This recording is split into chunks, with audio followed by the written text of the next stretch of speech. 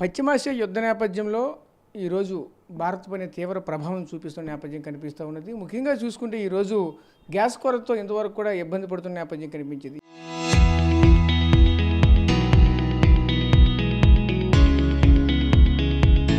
ఈ రోజుల్లో మరీ చూసుకుంటే ఈ ప్రస్తుతానికి కమర్షియల్ సిలిండర్లు ఒక్కసారిగా అమాంతంగా పెరగడంతో ఈరోజు హోటళ్ళు అంతా కూడా పూర్తిగా ఇబ్బందులు ఎదుర్కొంటున్నామంటూ కూడా మరోవైపు ఆందోళన ఆవేదన వ్యక్తం చేస్తున్న పరిస్థితి కనిపిస్తుంది. ఇదే క్రమంలో ఆంధ్రప్రదేశ్ సంబంధించినటువంటి హోటల్స్ అసోసియేషన్ అంతా కూడా ఈరోజు మీటింగ్లు కూడా ఏర్పాటు చేసుకున్న పరిస్థితి కనిపిస్తుంది. ఇదే క్రమంలో మనతో పాటు మాట్లాడడానికి ఆంధ్రప్రదేశ్ హోటల్ అసోసియేషన్ అధ్యక్షులు శ్రీనివాస్ గారు మనతో పాటు ఆయనతో మాట్లాడి మరిన్ని వాళ్ళు తెలుసుకునే ప్రయత్నం చేద్దాం. సార్ చెప్పండి సార్, ఎలా చూడాలి ఏంటి? ఒకసారిగా ఈరోజు కేంద్ర ప్రభుత్వం కమర్షియల్ సిలిండర్ ఒకసారిగా అమాంతంగా పెరగడం పట్ల ఎలా చూడాలి ఏంటిది?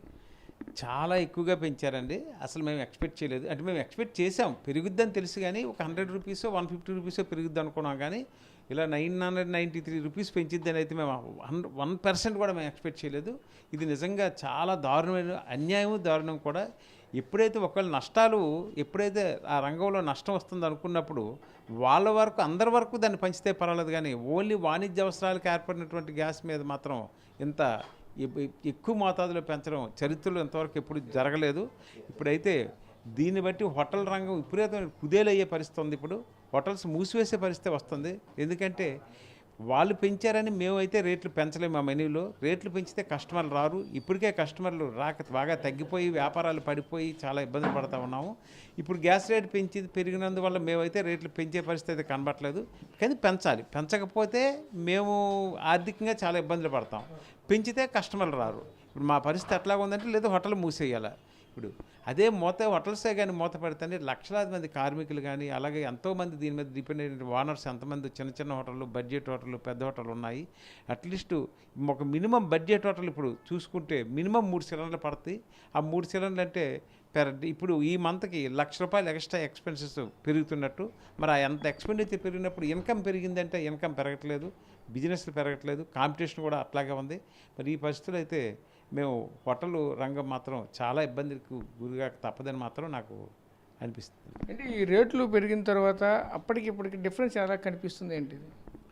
డిఫరెన్స్ అంటే ఏం లేదండి, మేము రేట్లు పెంచాలి. ఇప్పుడు మేము అట్లీస్ట్ మినిమం 10% రేట్లు పెంచాలి. పెంచితే కానీ మేము సర్వే అయ్యే పరిస్థితి ఏమి కనిపించట్లేదు. ఎప్పుడైతే పెంచుతామో రేట్లు, ఎప్పుడైతే పెంచుతామో మేము కూడా ఇంకా నిర్ణయం కనుక మేము ఇంకా నిర్ణయం తీసుకోలేదండి. ఈ వీక్లో నిర్ణయం తీసుకోవాలి. తీసుకుంటే కస్టమర్లు అయితే తగ్గుద్దండి. ఖచ్చితంగా బిజినెస్ అయితే బాగా తగ్గుద్ది. తగ్గుముఖం పడితే మాత్రం మేము ఇంకా ఈ రంగం అయితే మాత్రం బాగా కుదేలయ్యే పరిస్థితి ఉంది.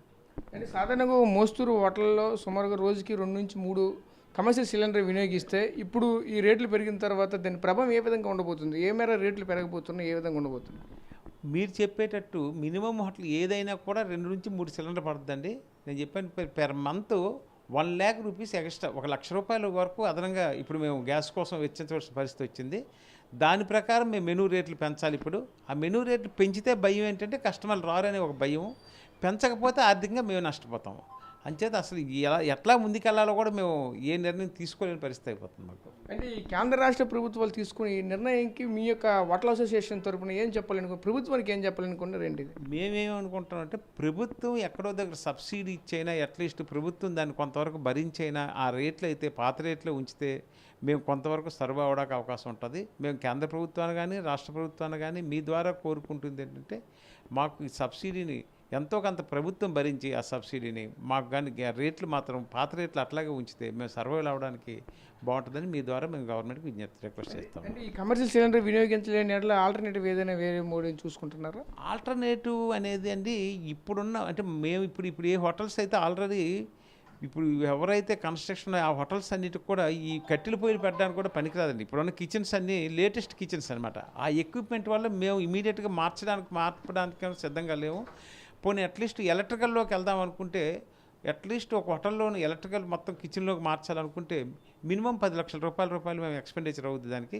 దాన్ని భరించే పరిస్థితులు లేవు. ఎందుకంటే ఇప్పుడు హోటల్ రంగంలో అంత లాభాలు కానీ ఉన్న పరిస్థితి లేదండి. అంత పెట్టుబడి పెట్టేవాళ్ళు కూడా ఎక్కడ మాకు కూడా పెట్టలేము. ఎందుకంటే బయట నుంచి మేము వడ్డీలు తెచ్చి పెట్టి 10 లక్షలు పెట్టి చేసి లాభాలు వచ్చే వ్యాపారం ఇప్పుడైతే లాభసాటిగా లేదా వ్యాపారం. అంచేతే మరి మాకు ప్రత్యామ్నాయం కూడా ఏం కనిపించట్లేదండి ప్రజెంట్. సో చూసాం కదా, ముఖ్యంగా ఒకటే చెప్పుకోసం నేపథ్యం అయితే కనిపిస్తూ ఉన్నది. ఏదైతే ఈ కమర్షియల్ సిలిండర్ ఒక్కసారి గమనంగా రేట్లు పెరగడంతో ఈ రోజు వడ్ల రంగం అంతా కూడా కుదేలు అయ్యే పరిస్థితులు అయితే మాత్రం స్పష్టంగా కనిపిస్తున్నట్టు చెప్తున్నారు. గతానికి ఇప్పటికీ పోల్చుకుంటే ఒక సాధారణ వడ్లకి సుమారుగా లక్షల మేర భారం పడుతుంది. దీన్ని ఏ విధంగా గట్టిన అవ్వాలని కూడా దీనికి ప్రత్యామ్నాయం ఏమీ లేక ఆలోచిస్తున్నామంటూ కూడా చెప్పుకోవాల్సిన పరిస్థితులు కనిపిస్తూ ఉన్నాయి. ముఖ్యంగా మనం చూసుకుంటే ఒకటే చెప్తూ ఉన్నారు, ఏదైతే దీనికి సంబంధించిన కమర్షియల్ సిలిండర్కి కూడా ప్రభుత్వమే కొంత సబ్సిడీ భరించి ఇస్తే బాగుందని కూడా మరొక వ్యక్తి చెప్తూ ఉన్నారు. అదేవిధంగా ఈ లేటెస్ట్గా ఉన్నటువంటి హోటల్స్ అన్నీ కూడా ఆ కిచెన్స్ అన్నీ కూడా మాడిఫై చేయలేని పరిస్థితి, ఆల్టర్నేటివ్ కూడా ఏమీ చేయలేని పరిస్థితి. ప్రస్తుతానికి అయితే ఆ హోటల్ మూతపడమే తప్పకుండా వేరే మార్గం కూడా లేదంటూ కూడా ఒకవైపు వాపోతున్న పరిస్థితి కనిపిస్తూ ఉన్నాయి. Camera person Naidu Rajesh RTV Vizianagaram నుంచి.